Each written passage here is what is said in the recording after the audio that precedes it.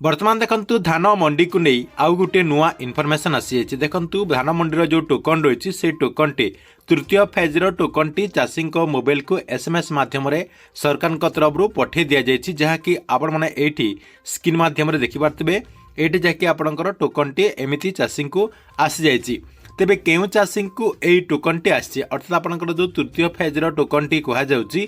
तृतीय phase token T केउ चाषी को मिली एवं आपण मानकु एई टोकन टी मिली कि नहीं आपण माने केमिति जानि परिबे एवं केउ सब डिस्ट्रिक्ट रो चाषी को एमती आपणकर एसएमएस माध्यम रे टोकन टी दिया जायछि ता सहित जो मानकु टोकन टी ए पर्यंत मिली नाही से मानकु सरकार तरफ केबे सुद्धा आपणकर टोकन टी दिया जिवो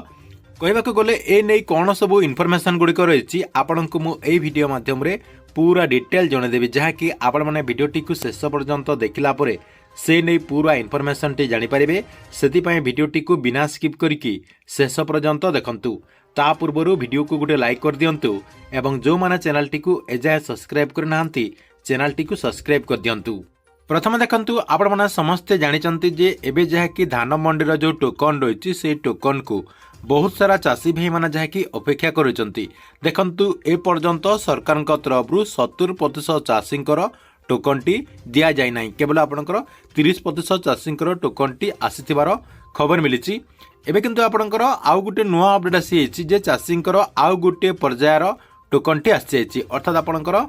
तृतीय पर्यायर जो टोकन कहुच्छी से तृतीय पर्यायर टोकन टी आसी जाइए देखंतु एठी आपणको मु देखाई देउची गत शनिवार दिन जहाँकि एई टोकन टी आसी एटी देखो आपंकर टाइम रही 10:47 यही चाषी को जहाँकि टोकन टी दि जाए केते तारीख रे तांकर धान टी जहाँकि से मंडी माध्यम विक्रय करेंगे केते क्विंटाल रही केते तारीख रु केते तारीख भितर आपंकर समय रही सबकि जहाँकि आपंकर इनफॉरमेशन रही सहित देखंतु आपंकर ये जो टोकन रही टोकन टी जदि आपंकर मोबाइल रु डिलीट हो जाउची ताहले आपण माने केमिति ए टोकन टी पाई परिबे से नै मध्य तले जहाँकि आपंकर इनफॉरमेशन रही जहाँकि आपण माने एसएमएस कर देला परे ए जो आपंकर प्रोसेस टी दिया जाउची ए प्रोसेस रे आपण माने जदि एसएमएस कर देबे ए नंबर को ताहले आपंकर टोकन टी आसी जिवो ता सहित आउ गुटे मध्य तथ्य जहाँकि आपण समस्त जानि रखंतु जे सरकार तरफ जो मानकर टोकन टी ए पर्यंत हो सारी से माने मध्य एई प्रोसेस रे जदि आपणकर ए जो नंबर टी दिया जायछि अर्थात आपणकर जो टोकन रे जो नंबर टी दिया जायछि एवं जो प्रोसेस रे करा जायछि अर्थात आपणकर मेसेज बॉक्स को जाइकी आपण ओडी लिखिदेबे ओडी लिखिकी स्पेस दे देबे एफआर पुणी थे जहाँकि आपने स्पेस दे देबे पीपी लिखिकी 51969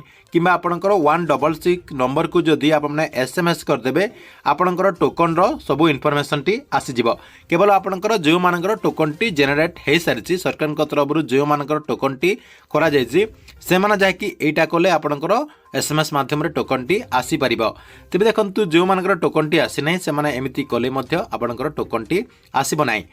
जेबे सरकार तरफ आपणकर टोकन टी जेनेरेट करा जिवो आपण माने मध्य एई प्रोसेस रे आपणकर टोकन टी जहाँकि आपण माने एसएमएस माध्यम रे पाई परिबे ता सहित आपणकर जो टोकन रो टाटस सी करा जाउची सेठी मध्य आपण माने आपणकर टोकन टी को जेनेरेट करि परिबे एवं संपूर्ण इनफॉरमेशन टी जानि परिबे तेबे देखंतु एटा आपणकर जो मानकर टोकन टी आछि सेही मानकर इनफॉरमेशन टी आपण जानि परिले जो मानकर टोकन टी ए पर्यंत आसी नै अर्थात जो माने अपेक्षा कर सरकार तरफ